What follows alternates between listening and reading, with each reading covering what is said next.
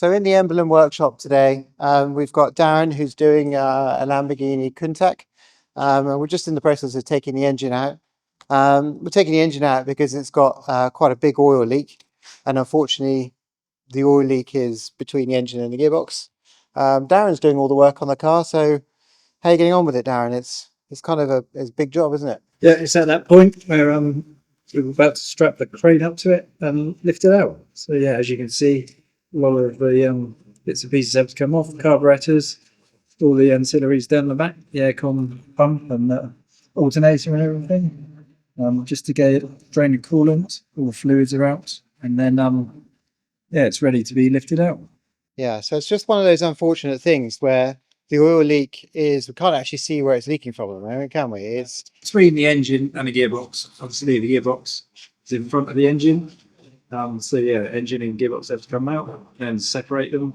And we've got it welling up in the bottom of the gearbox there.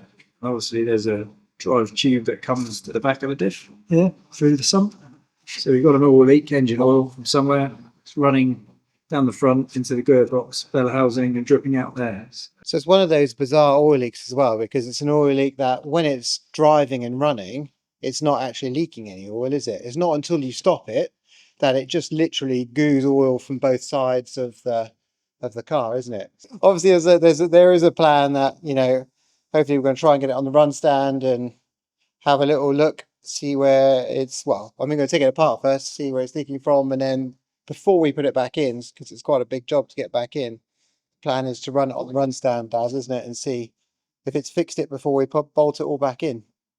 Yep, that's the plan. That's the plan. So things there's always a plan to everything, but whether or not it actually goes to plan is another thing, because we have got the Italian element in all of it, which can flump those plans to some extent. So keep watching the videos, and then we'll keep updating you through the job, and we'll let you know how we're getting on.